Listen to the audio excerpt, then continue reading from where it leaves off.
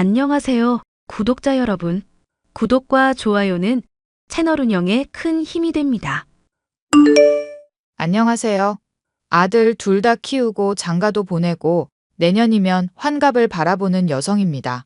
오늘은 평소 잘 챙겨보던 채널에 제 사연을 좀 보내볼까 하고 이렇게 글을 써봅니다. 제가 여러분께 들려드릴 이야기는 60평생 살아오면서 겪었던 일 중 가슴 아프기도 하지만 기가 막혔던 일이에요. 흔히들 집안에 여자 하나 잘못 들어오면 망한다는 속설 들어보셨죠?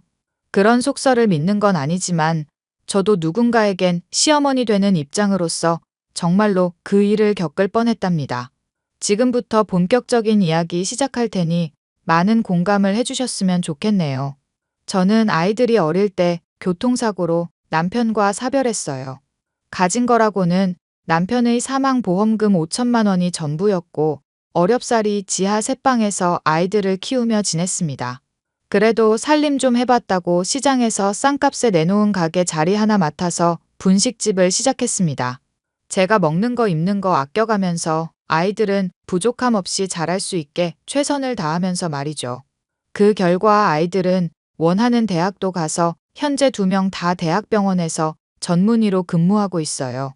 다행히 장사도 잘 되는 편이고 부동산 투자를 했던 것이 대박이 터지면서 여유로운 삶을 살게 되었답니다.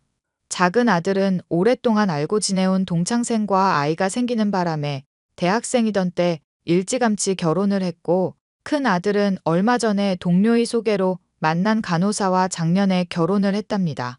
두 놈 다 장가를 보내고 나니 시원섭섭한 마음이 들더라고요. 큰 며느리는 신혼을 얼마 즐기지 못하고 아이를 가진 바람에 현재 임신 중입니다. 설을 앞두고 두 며느리들과 이야기 좀 해보려고 단톡을 하게 되었어요. 얘들아, 이번 명절엔 어떻게 할 거니? 당연히 어머니 도와드려야죠. 평소 하던 대로 하면 될 것 같아요. 근데 형님이 임신 중이셔서 기름 냄새가 역할 수도 있으니까 음식을 가게에서 하면 어떨까요? 그래, 그러는 게 좋겠구나. 그나저나 큰애는 요즘 몸 상태 어떠니? 아이는 잘 놀아? 네, 어머니. 안 그래도 오늘도 병원 다녀왔어요. 영 컨디션이 좋지 않은 게 자꾸 처지더라고요. 애구머니나. 병원에서는 뭘 하던? 그러게 많이 돌아다니지 말고 집에서 그냥 쉬라니까. 답답해서 어떻게 그래요. 바람도 쐬고 해야죠. 근데 너무 무리했나 봐요. 이번 명절에 못 오는 거니? 아무래도 당일에 얼굴 뵙고 식사만 하고 와야 할 것 같아요. 친정에도 안 가고 쉴 거거든요. 형님, 따로 필요하신 건 없고요? 식사라도 잘 하셔야 하는데. 역시 내 생각해주는 건 동서뿐이네. 어머니, 저 이번 명절에는 당일에 갈게요. 그래, 그렇게 하렴. 몸이 자꾸 힘들어서 어쩐다니. 임신하면 컨디션 조절이 힘들다니까 별 수 있나요? 그나저나 어머니, 저 갈비 먹고 싶어요. 작년에 인사드리러 갔을 때 어머니가 해주셨던 그 LA 갈비요. 그리고 생선조림인데 생선 이름이 생각 안 나는데 지난달에 해주셨던 거 또 해주세요. 그래? 알겠다. 먹고 싶다니 해줘야지. 형님, 거동이 많이 불편하세요? 운동 삼아서 가게에도 오시고 그러세요. 동서, 나 병원 갔다 왔다는 말 못 들었어? 그리고 시장 냄새가 너무 역해. 동서가 잘 모르나 본데 내가 좀 예민하거든. 그리고 몸 무거운 사람한테 오라가라 하는 건 좀 너무한 거 아니야? 저는 그저 형님이 답답해 하시니까 산책 겸 오시라는 거였죠. 내가 명절 당일에 간다고 해서 안 입고 와서 괜히 그러는 건 아니고? 형님, 말을 왜 그렇게 하세요? 그런 뜻으로 말한 거 아니라니까요? 아니긴 뭘 아니야. 가만 보니 동서, 나 얄밉지? 내가 명절에 음식 안 도와줘서 그러는 거지? 왜들 그러니? 둘 다 그만하고 큰애는 명절에 보자. 푹 쉬고 있어. 그리고 둘째야. 내가 옆에 야채 가게에 양배추 주문했는데 그것 좀 받아놔라. 네, 어머니. 아무튼 제사는 지내지 않지만 가족들이 모여 음식을 먹을 수 있게 여러 가지 준비를 하기로 했습니다. 큰 며느리는 명절 당일에 새벽같이 와서는 배고프다며 밥 타령을 하더라고요. 임산부기도 하고 먹기 편하게 생선 가시도 발라주고 닭도리탕 살만 발라서 주기도 하고 옆에서 살들이 챙겨주었어요. 몇 번 그랬더니 그걸 또 당연하게 생각해서 바보같이 임신한 며느리 비위 맞춰준다며 다 해줬죠. 그렇게 시간이 흘러 큰며느리가 건강하게 출산을 했어요. 오랜만에 보는 신생아가 어찌나 귀엽던지요. 가끔은 며느리들을 대할 때 힘든 부분이 있었어요. 둘 다 성향이 너무 달랐기 때문입니다. 큰며느리는 자신도 사자 직업이라는 대단한 자존심을 내세우며 아이를 낳고 나서는 여왕 대접을 받고 싶어 했습니다. 큰아들은 싸우는 것도 싫어하고 큰 소리 내는 거 싫어하는 성격이라 그러려니 하면서 큰며느리 성격을 다 받아줬고요. 바라는 게 많지만 그만큼 남에게 베풀 줄 모르는 성격이었어요. 해주면 고맙단 소리도 안 하고 당연하게 생각했답니다. 반대로 작은 며느리는 어려운 가정 형편에서 자랐지만 어른을 공경할 줄 알았어요. 바라는 게 너무 없어서 제가 오히려 퍼주고 싶을 지경이었습니다. 자신이 배고팠던 시절에 제일 즐겨 먹던 게 떡볶이인데 제가 운영하는 분식집을 보면 옛날 생각이 난다며 부지런히 일 배워서 자신도 베풀며 살고 싶다고 하는 기특한 며느리죠. 그래서 저와 장사를 같이 하고 있는 거랍니다. 누가 보면 큰 며느리, 작은 며느리 차별하는 거 아니냐 생각하시는데 저는 정말 있는 그대로 말씀드리는 거거든요. 아무튼 큰 며느리는 자신이 누리는 상황을 너무나도 당연하게 생각하며 지냈어요. 더운 여름이 한참 기승을 부릴 때 큰 며느리가 제게 메시지를 보내왔습니다. 어머니, 바쁘세요? 아니, 오늘은 좀 한가하네. 영준이는 잘 크고 있지? 그럼요. 어찌나 먹성이 좋은지요. 에너지가 너무 넘쳐서 제가 기가 다 빨리는걸요. 현석이가 바빠서 같이 도와주질 못해서 고생하네. 아이 키우는 게 쉬운 일이 아닌데 말이지. 그래서 그런데 몸보신 좀 하게 저 닭백숙 해주세요. 집에서 해먹자니 맛도 안 나고 혼자 더운데 언제 그걸 끓이고 있어요. 닭백숙이 먹고 싶어? 네. 그래도 어머니 음식은 잘 넘어가서 좋더라고요. 그니까 이번에 닭백숙 해주세요. 알겠다. 언제 먹고 싶니? 혹시 오늘 저녁은 안 되시죠? 말 나온 김에 먹고 싶긴 한데. 먹고 싶은 건 먹어야지. 내가 가게에서 해갈 테니까 집에서 기다리고 있어. 우와, 기다리고 있을게요. 오시기 전에 연락 한번 주세요. 오냐, 이따 보자. 며느리는 가끔씩 저에게 음식을 해달라고는 했습니다. 임신했을 때부터 자주 음식을 해줬는데 입덧을 하는 와중에도 제 음식은 잘 넘어간다며 몇 번 해준 게 이렇게 되었죠. 워낙 아이 돌보느라 힘들어해서 주말이면 집에 가서 직접 밥도 해먹이고 그랬습니다. 아들 녀석이 밤을 지새우고 집에 못 오는 날이 많아서 혼자서 밥도 잘 안 챙겨 먹고 그럴까봐 걱정이 되었죠. 하지만 역시나 그게 버릇이 되었는지 마치 밥을 차려주길 바라는 것 같았습니다. 결국 그날 저녁도 바보 같은 저는 며느리를 위해 닭백숙을 해다 바쳤죠. 살도 직접 발라서 먹기 좋게 해주고 생선 요리 해다 주면 살다 발라주고 제가 머리 먹고 그랬거든요. 근데 지금 생각해보면 며느리는 당연하게 받아들이는 것도 모자라 알고도 모른 척했던 것 같습니다. 다 해먹이고 늦은 밤이 되어서야 집으로 돌아왔는데 큰아들에게 전화가 왔습니다. 엄마, 오늘 백숙해줬다며? 매번 그렇게 고생시켜서 어떻게 해? 뭐 어떠냐, 남도 아니고 며느리인데. 넌 이 늦은 시간에 웬일이야? 아니, 엄마한테 부탁할 거 있었는데 미안하기도 하고 겸사겸사 전화한 거지. 부탁할 게 뭔데 그래?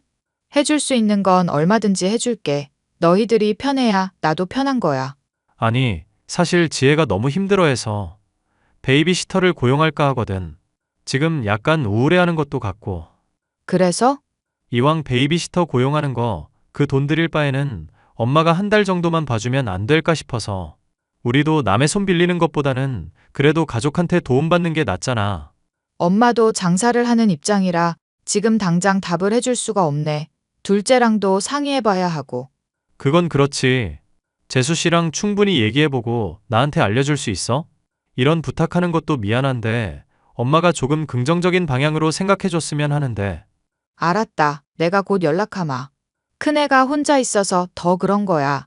병원일 바쁜 건 알지만 가끔 데리고 나가서 맛있는 것도 먹이고 아이 맡기고 둘이 데이트도 하고 그래. 알겠어, 엄마. 연락 줘. 저는 장사를 같이 하는 작은 며느리와 대화를 했습니다. 평생 돌봐주는 것도 아니고 다른 직원들도 있으니 걱정 말라며 되려 저를 안심시키더라고요. 그렇게 둘째 며느리의 배려로 첫째 아들 내외와 함께 살면서 아이를 봐주게 되었습니다. 취업이라도 하려는 것 같아서 아침부터 자기 직전까지 최대한 아이한테 신경 안 쓰게끔 제가 다 해줬어요.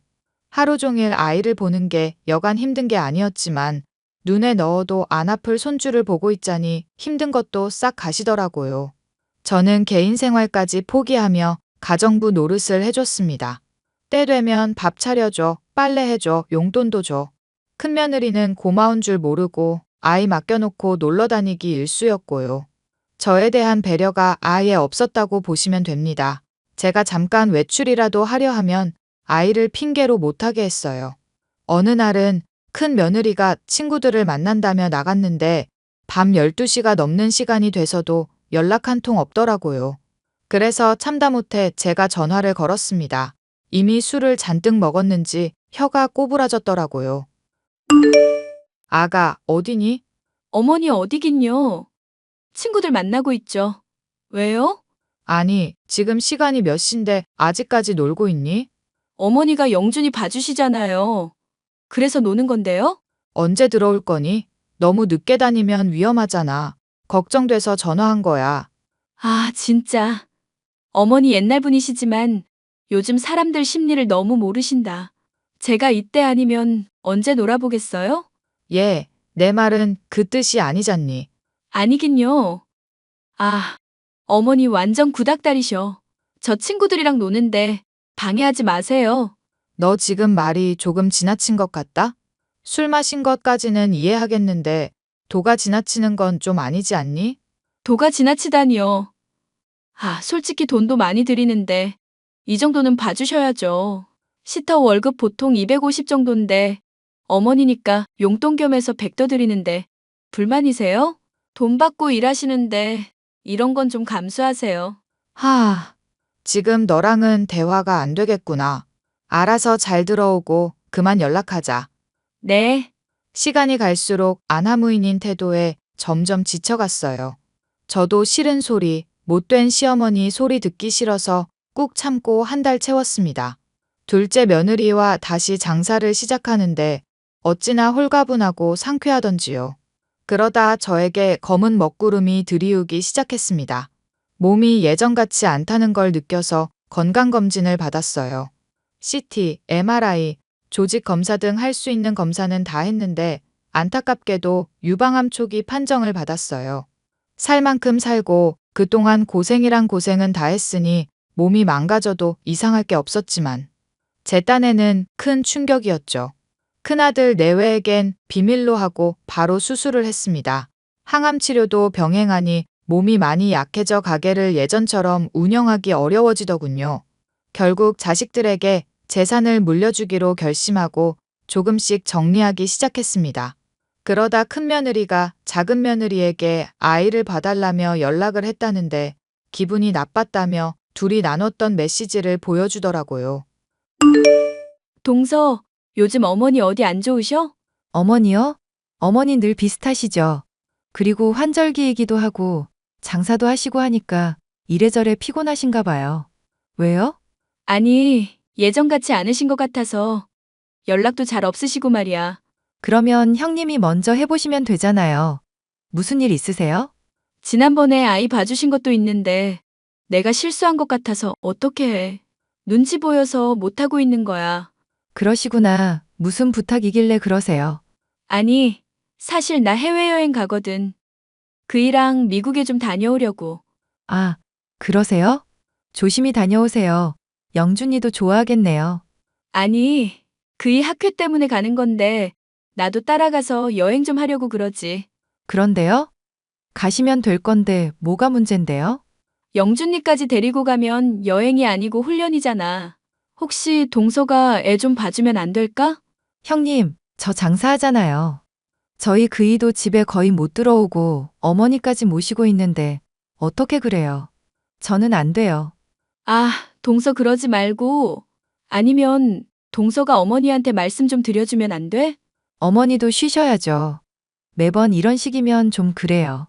매번? 이런 식? 지금 동서는 누구 편이야? 같은 며느리끼리 정말 이러기야? 왜 신경질이세요? 솔직히 형님이 어머니한테 그동안 영준이 봐준 거 감사하다는 말씀하신 적 있으세요? 그것까지 동서가 왜 신경 써? 동서는 동서 할 일만 신경 쓰라고. 왜 오지랖인데? 오지랖이 아니라요. 사람 된 도리가 그렇잖아요. 어머니가 물론 손주 봐주실 수 있죠. 형님 임신했을 때도 그렇고 안 해주신 게 뭐가 있어요? 땀 뻘뻘 흘리시면서 백숙 고아다 드리고 갈비, 밤새 재놨다가 다 구워서 갖다 드리고 매번 영준이 봐주시면서 볼 일도 못 보시고 어머니도 장사하시고 쉬셔야 하는데 형님 고맙단 말 제대로 한 적 없잖아요. 내가 안 했다고? 대신 돈으로 드리잖아. 그럼 된 거 아니야? 그리고 어디서 손이 형님한테 큰 소리야. 형님 대접 받고 싶으시면 그에 맞는 행동을 하세요.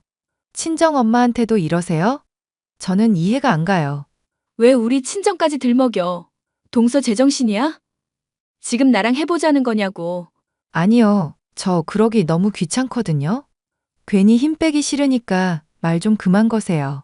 대화할 가치도 없어요. 와, 동서 그렇게 안 봤는데 은근 여우짓하네. 두고 보자. 얼마나 잘하는지.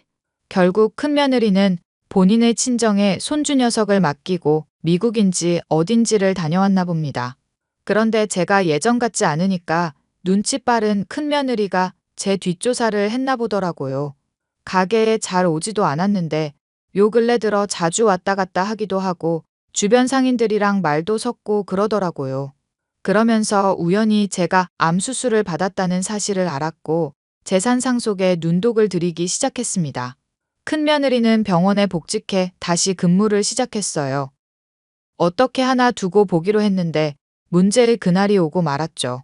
몸도 아프기도 하고 세상만사 다 귀찮아져서 조용히 넘어가려 했지만 큰며느리가 생일상을 차려놨다며 연락을 해온 거 있죠.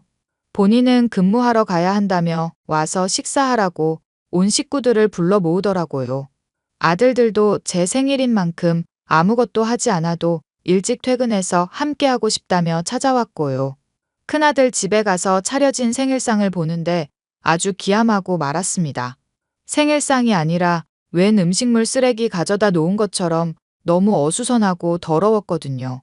기분이 상할 대로 상했지만 아무렇지 않게 큰 며느리에게 메시지를 보냈습니다. 예, 지금 집 도착했다. 어머니, 저 근무 중이에요. 생신상 차려놨는데 마음에 드세요? 아니, 근데 이게 다 뭐니? 생선가시에 닭뼈에 수박 껍질에. 어머니 좋아하시는 거잖아요. 평소에도 그렇게 드셔서 일부러 준비한 건데 마음에 안 드세요?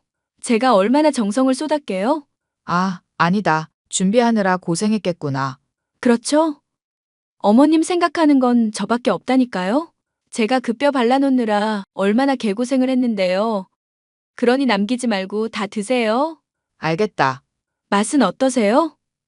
레시피 보고 조리한 건데? 너무 맛있구나. 잘 먹을게. 아, 맛있으시다고요? 하하, 그렇게 생각해 주시니 감사하네요.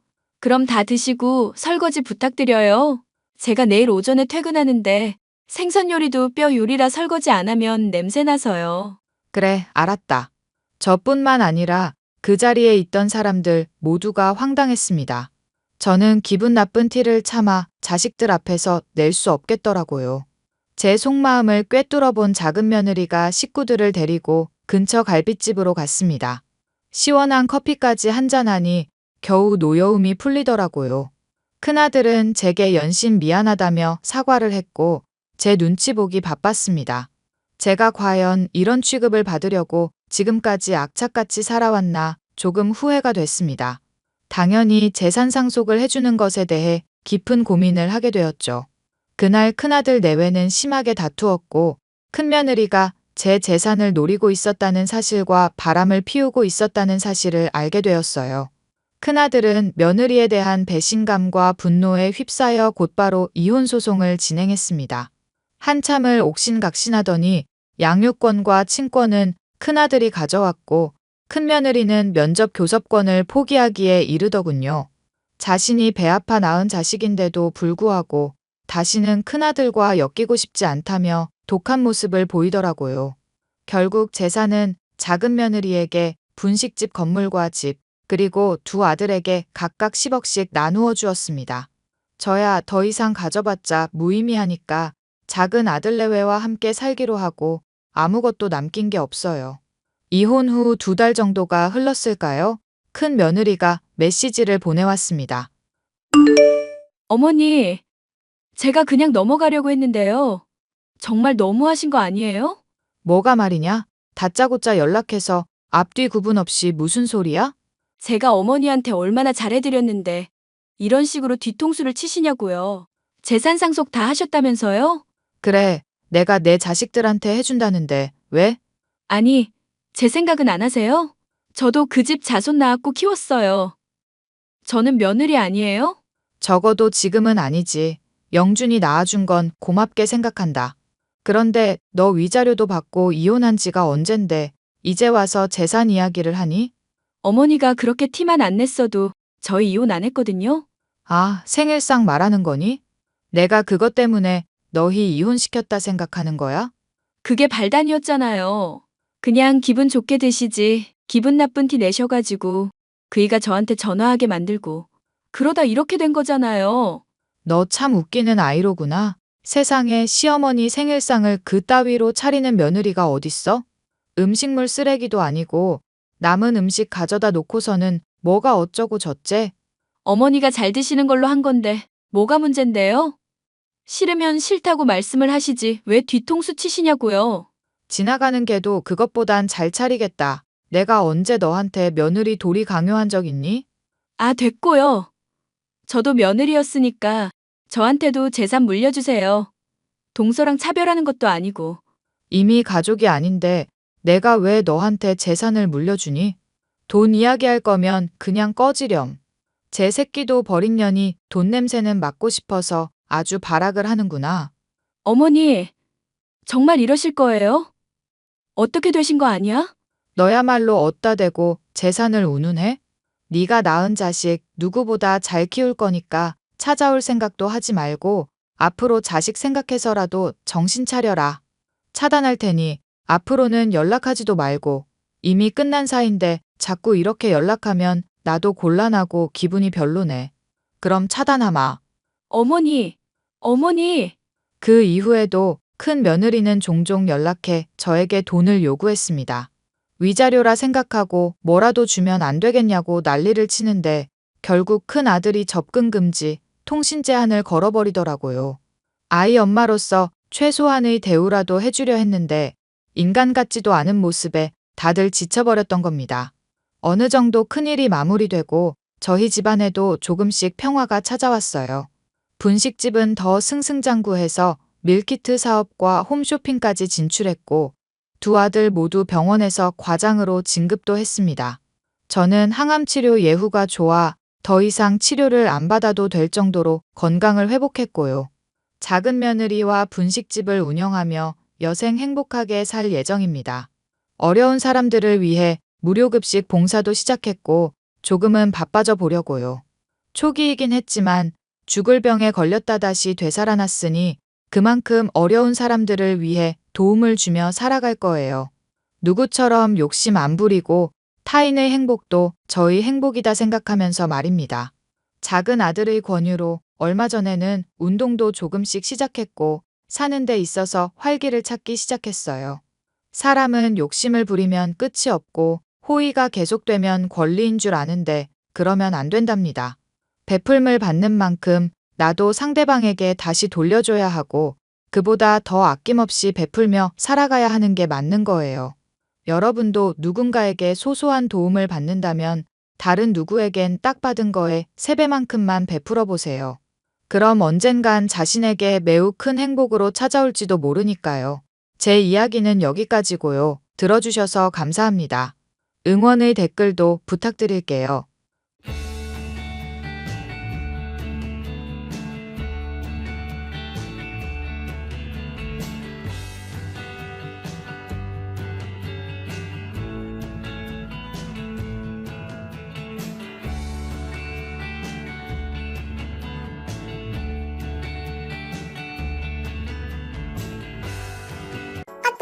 은진 씨, 지금 어디야?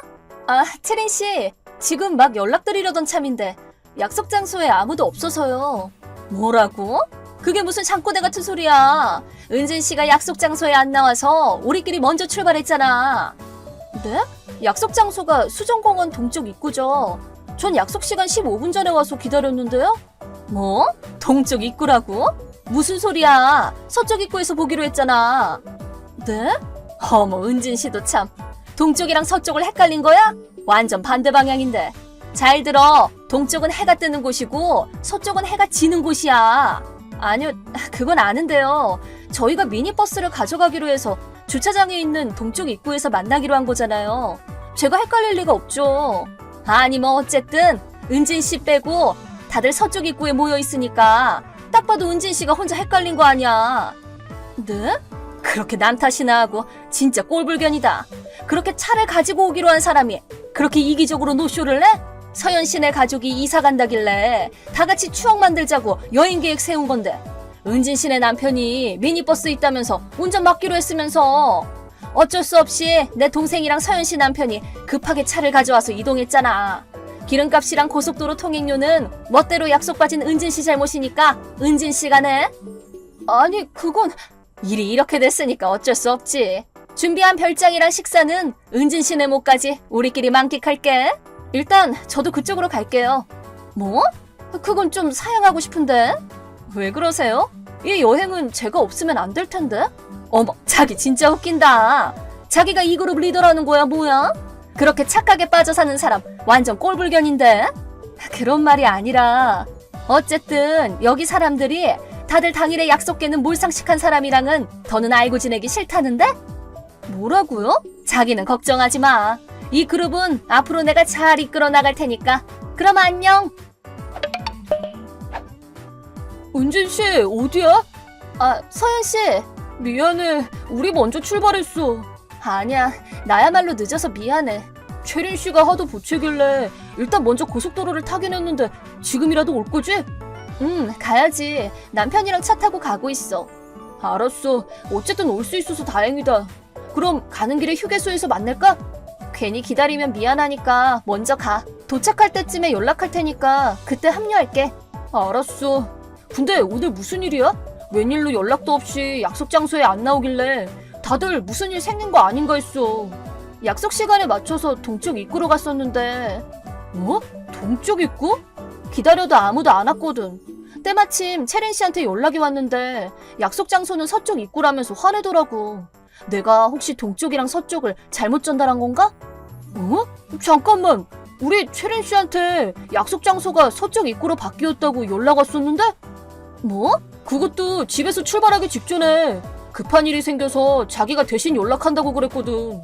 그래서 서쪽 입구에서 모였더니 은진 씨가 갑자기 약속을 취소했다면서 막 화를 내는 거야. 그런 거 아니야. 난 채린 씨한테 그런 부탁한 적 없어. 그렇지. 애초에 이 여행은 은진 씨 없으면 안 되잖아. 그때 은진 씨한테 연락하려고 했는데 채린 씨가 자기 말은 못 믿냐면서 내 핸드폰을 확 빼앗더라고. 그래서 어쩔 수 없이 일단 출발했지.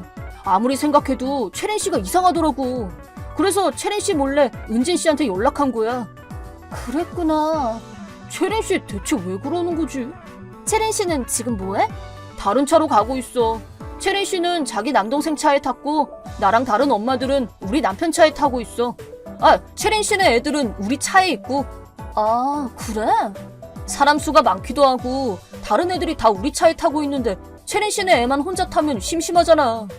그럼 차 두 대로 가고 있구나? 지금 다른 엄마들한테도 메시지를 보여줬는데 다들 채린 씨가 좀 이상한 것 같대. 그럼 혹시 내가 갑자기 약속 취소했다고 화난 건 아니지?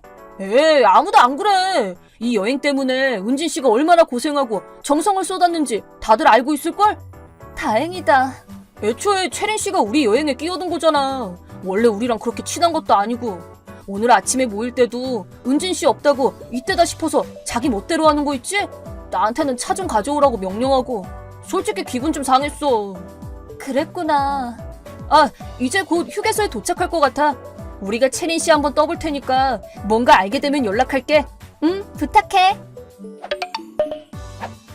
은진 씨, 우리 아까 휴게소 와서 아이스크림 먹었어. 거기 아이스크림 엄청 맛있고 유명한데. 은진 씨도 약속 취소만 안 했으면 여행 가는 길에 소박한 즐거움도 맛봤을 텐데. 아, 아까워서 어떡해? 채린 씨, 어머, 기분 상해서 답장 안 올 줄 알았는데. 휴게소라는 건 고속도로를 탔나 보네요. 맞아. 다른 엄마들이 탄 차랑 사이좋게 달리고 있지. 마침 제가 연락드리려고 했는데요. 할 얘기라도 있어? 다른 엄마들이랑 상의해서 목적지를 바꾸려고 해요. 뭐? 채린 씨 의견을 물어보려고요. 뭐라는 거야? 목적지를 뭐하러 바꿔? 정말 괜찮으세요? 있잖아, 은진 씨. 네, 이 엄마들 그룹에서 이제 은진 씨가 있을 자리는 없거든? 억지로 따라왔다가 원성만 살 게 뻔한데 그만하지? 그래요? 아, 이건 괴롭히는 게 아니라 친절하게 충고해주는 거야. 은진 씨처럼 이기적인 사람한테 충고해주는 사람은 나밖에 없을걸? 잠자코 내 말이나 듣는 게 자기한테 좋을 거야. 그럼 안녕.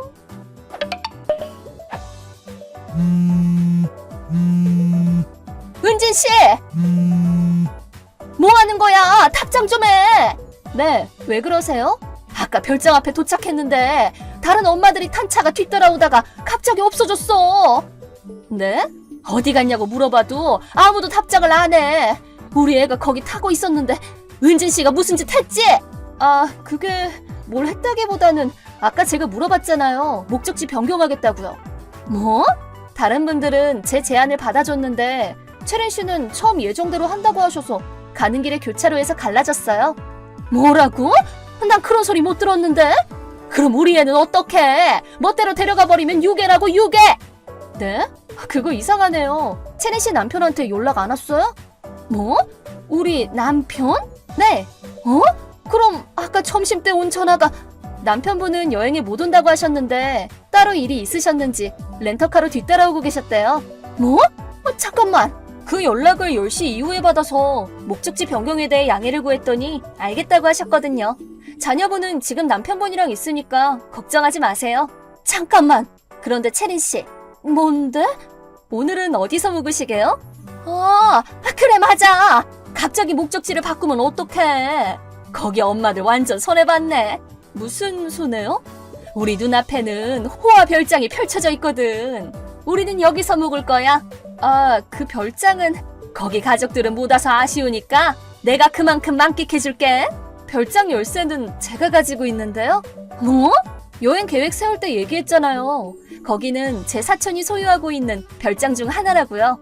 뭐라고? 혹시 이번 여행은 은진 씨가 없으면 안 된다고 했던 게 그것 때문이야? 네, 맞아요.